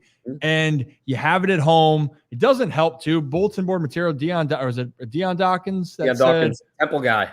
To you, baby. I know what he said, but still to you. So people that didn't know, Deion Dawkins said Patrick Mahomes and the Chiefs haven't played in Buffalo when it's fully packed, and they won't be ready. It's game time, and then Patrick Mahomes clapped back after they won. But Rock, it's just the reality of how it is. Buffalo, their best shot, and unfortunately for them, it was a great opportunity that they let pass by. Yeah, unfortunately, and this fan base has dealt with so much of that over. I mean, just dating back to the 90s and before. It's like when you get to 4 straight Super Bowls and can't win one, and then you think you have a team in this generation to go out and win a Super Bowl, but you can't get to the game. It's like you seem like you're so close. You seem like you're one of the favorites. It seems like Josh Allen and other guys, skill position guys, are going to get you in the best position possible to go out there and win one. And then you run into a brick wall that is the Kansas City Chiefs, and it's tough. But I agree with both Brad and Kevin on this. Josh Allen did not lose them this game. Obviously, they didn't win it, but to lead a 16-play, 54-yard drive and to set your team up with a chance to kick a game-tying field goal, and, they still could have lost. They still could have lost. Patrick Mahomes could have drove down the field. They could have kicked the field goal. They could have scored a touchdown. They could have put the game away.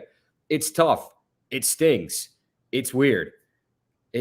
I'm looking at the comment. It's weird. I didn't think that's. That comment. Yeah, that's Mark. That ain't happening. Dude. That's what I was saying. It's not weird for the Bills. It's weird. And my mind went a completely different direction when I get so distracted by the comments. He does. You would think a guy that's on screen and on air, he's going to be locked in. Sorry, bad ADD. But I do feel bad. That's a 50,000 subscribers. Yes, that's exactly. You might need to make that happen, Rip. Kevin, what are we doing? Feet picks at 50K. Call it only Rip. We're gonna call it anyway. So keep going. We have to cut that out and edit that in the video. But the fan base, I do feel bad because the Buffalo Bills fan base, they're so passionate. They've done so much for the community, Bills Mafia, not only for their community, but for other communities as well, donating to players' charities, helping players out. It's really cool to see. And to see that fan base, I know nobody's going to feel bad for the Buffalo Bills fan base not having a Super Bowl or not winning one in this time and getting there. But it's like, it stinks. I hate it for them. I hate it for the city because they rally around their team. You saw people shoveling snow, having a great time, and no questions asked. They were like, we're going to do what we can to play this game to make it happen. So I do feel for the city of Buffalo. I really do hope they win a Super Bowl at some point in the next couple of years. I mean, I know Ravens fans may be indifferent. They're like, screw the Bills. I hope they never win one. But just as a football fan in general, I would love to see it happen for their city. I would too. And unfortunately for them, it's been a lot of heartbreak. And the reality is in the AFC too, quarterback-wise, 3 of the best quarterbacks. And I know people don't like the Bengals. Joe Burrow is in that category too. But you have Patrick Mahomes, Josh Allen, Joe Burrow, and Lamar Jackson. 4 of the best quarterbacks in the NFL are all in the same conference. It's going to be really challenging. What's going to get harder for the Bills is that their cap situation's only going to get more challenging as the years go on for them. And you're going to have to try to figure out, is Joe Brady, the interim, offensive coordinator, going to be brought back? Do they want to go a different way? And in that case, we would, if they decide to go elsewhere, we'd have 2 of those quarterbacks having new offensive coordinators next year if Kevin, you want to talk about what happened in Kansas City? Yeah, Or not Cincinnati. We got a breaking Kansas news. City. Breaking Cincinnati. news. We need one of those like banners that we can pop up whenever there's breaking news. Wait, Yeah, there you go. Someone edit that through. Someone edit breaking news into that. Breaking news. Breaking news. We got the banner. Yeah. We have a head coach opening that's been filled, but it is not a Ravens Not coordinator. Mike McDonald. It is a Bengals coordinator. Brian Callahan, the Bengals offensive coordinator since 2019, appears to be headed to the Tennessee Titans as their next head coach. So, yeah, good luck, guys. What I mean, this is who they replaced Vrabel with. Look, I'm not. That was a disrespectful thing to say. Maybe we'll see what the Titans do. But like, if I'm a Titans fan, I'm going to be like, "You're kidding me? You got rid of Vrabel for this guy? What are you talking about?" I mean, I guess they're doing it. The Bengals have not had a great rushing offense under Callahan. I mean, obviously the Burrow success is there. So I guess you bring him in to work with Levis, try to, get his career to where Burrow's is or close to it or whatever. But with Derrick Henry potentially on the way out there, in fact, it's looking like he's on the way out there. Yeah. So I don't know. You got to get some wide receivers in there. Maybe Tajay Spears is the answer at running back. You got to find maybe Chigakonkwo is the tight end, but they're going to have to do some rebuilding on offense, and maybe Callahan has the future there. But I'd say it's not terrible, but it's uninspiring for me. That's a much more respectful way to put it. I basically just threw out all the words from a fan's perspective. Oh yeah, no, Brad was unfiltered reading right that. on your mind, Brad. You were like, boom. Saying, look, the phone came up for Brad, and it's just like he got the notification. That's unfiltered. Done. Yeah, absolutely. Such a huge fan of Mike Vrabel, and for him to get replaced by I don't know. I just thought that perhaps maybe it would be a big a much more tenured and head coach that had seen a lot more than Callahan. I mean, listen, hopefully they do well. I just don't see it happening. I'm going to call it right now. The Titans are at the bottom of the barrel next year. I'm going to call this right now. Potentially, this could be the first Ryan Ripken show on Freezing Cold Takes. We'll see, though. Okay. It could be. Yeah. We will see. We will see. That's an honor, though. Yeah, that is an honor. Brad's face just plastered all over it, and the Titans fan base coming for his neck. That is engagement. I've been freezing cold taked once. I have too, but it was for a good reason. I can't remember what it was, but I got on there for a good reason, and really? that apparently never happens. So. Yeah, I got on there for predicting.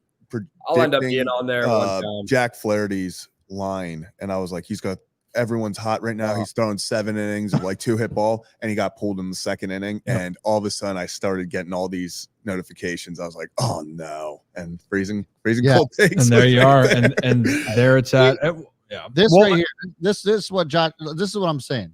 Like, and we talked about this when they actually got rid of Mike Vrabel, and it started to leak out as to why Mike Vrabel was released, and there were some rumors flying around about how he handled his situation in the Ring of Honor for the Patriots or whatever. Like, the Titans front office is a mess, and I just don't see that changing anytime soon. And when you don't have a good system in place from the front office perspective, and we've seen this plenty of times, right? I mean, yeah, the Cleveland Browns made the playoffs because Joe Flacco did Joe Flacco things. But I mean, we've seen how bad it's been in Cleveland, and even before Joe Burrow landed in Cincinnati, how bad it was there from a front office perspective.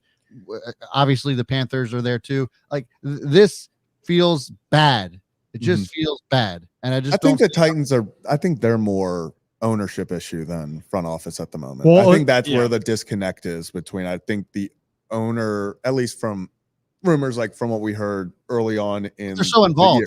It's just I think that's what Vrabel, that was a big thing, was he wanted a clear cut who is in charge, who does. He was saying there was a lot of communication issues in the air there. So it will be interesting to see with a new first-time head coach, how that kind of, works out. And they wanted to go to an offensive type of feel too. I think this is for Will Levis. Yeah. And look, Jake Browning with Joe Bird being out, and you can say that they have some good weapons on the offense, which they do, but Brad's not giving the guy much a chance to start off, but you never know. But the reality is, when you're looking at that AFC South right now, the other three, the Titans are the team that is going to be projected lowest right now. When you're looking at the Jags, Texans, and the Colts, all of their ceilings and all where they expected to go are much higher than where the Titans currently are. So we'll figure that out. I don't know if we have enough time, Brad, to do the Kyle Van Noy the way we want to. We do.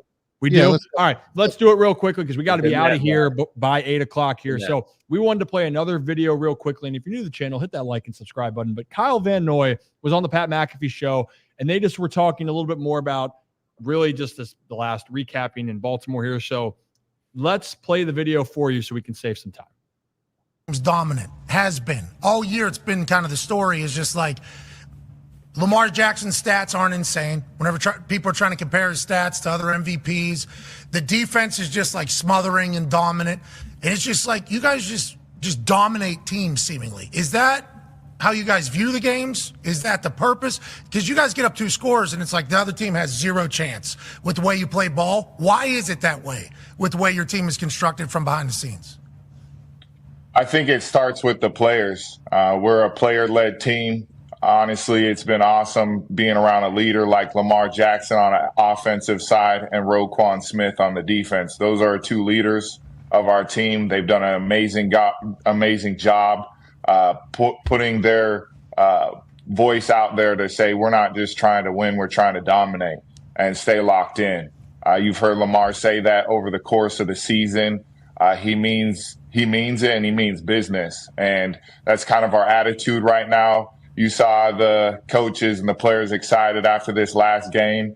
And, it kind of went viral a little bit, but it was like, enjoy that minute of celebration. And then right after that, it's stay locked in and on to the next. Like, we're focused on this next game, and we're excited for the opportunity to play the Kansas City Chiefs. I mean, what a story it's going to be. That's a new America's team. And, if we got to play the villain, we got to play the villain. I don't know if you're the villain against Kansas City Chiefs. If you guys want to tell yourselves that to motivate yourselves, go ahead and do it. There's a lot of people excited for Taylor Swift and Travis and Pat to maybe not make it to the Super Bowl. But I will say, watching your locker room and John Harbaugh, who he very rarely gets talked about as one of the great coaches in the NFL. Everybody else's name seems to get uttered, but he's been there for a long time, won a Super Bowl there through numerous eras, and obviously #1 seed here in 2024. So obviously lots of good things to say there from Kyle Van Noy. And man, what a Kyle Van Noy goes from sitting on the couch, kind of like a similar situation with the Joe Flacco, and then just comes in and lights it up. I actually didn't realize that until he said it today that Kyle Van Noy's only had 10 years in the NFL. Just feels like very short for a guy who continues to play at an elite level. And for him to talk about Lamar and Roquan Smith in the way that he does, it just feels like he knows what it's like to be on a championship team. He knows what it's like to play with the greatest of all time. And so for him to have these types of words and describe Lamar and even Roquan the way that he does, it just makes you feel good and it makes you feel like this team is really kind of destined for the Super Bowl. Yeah, I mean, that's the hope. That's the goal. And you love the fact that they're enjoying themselves. And Rock, you've been in the locker rooms, being able to talk to guys. The energy is infectious. But you can tell there's a determination. This team is ready to keep going and understand we're going to celebrate the small victories, as Kyle Van Noy talked about, but the job's not finished. They got one more here in Baltimore and then hopefully one more out in Vegas. No, and you can tell that that's how players feel right now. It's it's exciting to be able to advance to an AFC Championship game and host one for the first time in franchise history. But players aren't satisfied, guys, with just getting there. They want to win this whole thing. Like, this is just another step in getting to their goal, what they want to do. And that's hoist that Lombardi trophy in Vegas. That is the goal. That is what they all set out to do at the beginning of the season. Lamar Jackson, he even said it after the game. He was asked, and he goes, if the team going to the AFC Championship game, if it's starting to feel like it's getting closer for him to holding the Lombardi trophy, he goes, no, because we have to finish. Still the playoffs. We're not in the dance yet, but I'm looking forward to next week. To be honest with you, I'm not even thinking about the Super Bowl until we handle business. So it's one game at a time, as cliche and as football talk as that sounds. That's how these guys feel right now. They're on a mission. You got guys in the locker room that have won a Super Bowl, been there, done that. The Odell Beckham Jr.'s, the Kyle Van Noys. They're not going to let these guys get complacent. Roquan Smith, while he hasn't won one, you think he's going to let anybody get complacent right now? You think he's going to let anybody get super excited or super high on getting to the AFC Championship game? Absolutely not. That guy's a warrior. And hearing him, just some of the things he says, and I'm telling you what, he needs his own quote book. He does. needs it. He does. I need a Taylor Swift It's and crazy. Roquan Smoke so badly. It's So probably going to badly. happen. He's definitely gonna going to be happen. asked about that this week, and I cannot wait to hear what he says. You But should do it. guys like that, I'm not going to be one. Guys Okay, like I mean, that. Lincoln, why do we have you? All right. Anyway, guys like that will not let this team get complacent. No. John Harbaugh will not let this team get complacent. No. They're in a great position right now. They're locked in, like they've said all season long, and they have their sights set on what's in front of them right now, and that's the AFC Championship game against the Kansas City Chiefs, Sunday, 3 p.m. at the Bank. It's going to be rocking. You got to be the champ. You got to beat the champs to be the champs, and they're going to have the chance to do that this Sunday in Baltimore. Last remarks then, and we're getting out of here. Kevin and Zach, because you guys both are on the same page here. I mean, Kevin, I think the same sentiment. Baltimore is ready to go. This is a moment they've been waiting for in their history of their organization. AFC Championship game in Baltimore. Their leaders of the team have them ready for it. They're ready to rock. This is what they've been working for. This is what you work for. All that hard work in the regular season, all the wins, all the growing throughout. You make sure that you get there and you do it. So they haven't earned anything yet. Nothing is given. Everything is earned. And I think if they can get the job done, they have a couple of weeks to then earn the next thing. And then, of course, after they win the Super Bowl, or if they do it, the job is finished there. I think they won't say it, but they all wanted Patrick Mahomes. And the reason is because of what you just said, Ryan. This team is so built on they want to be the best. They want to go toe-to-toe with the best players on the face of the earth.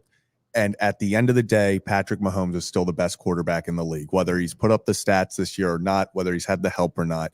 And at the end of everything, if the Ravens were to win the Super Bowl, I wanted the Chiefs because I did not want that narrative of they didn't go through the Chiefs to win it. Now there's nothing you can say. The Ravens are hosting Patrick Mahomes in the AFC Championship with another opportunity for Lamar Jackson and company to end narratives and go to the Super Bowl. And if that does not fire you up, then don't watch football. Fire you in. Fire in. If that doesn't get you going, then just don't watch football. Great way to end the show, and you're a good kid, Zach. But hey, we're going to be back again on Thursday for a live show. We might have a special live stream on Wednesday morning. Hint, hint. So if you guys, we might see you Wednesday. But thank you guys for joining us. If you're new to the channel, hit that like and subscribe button. Or if you're a regular, make sure you hit that like button. We can't thank you guys enough. We just had former Raven Mark Clayton on for this episode. Go check it out if you haven't. But we will be back soon. Thank you guys all for joining us, and we will see you for another episode of the Ryan Ripken Show. Enjoy the rest of your evening. All right? Let's get around. Claps all around. Good kids. Good.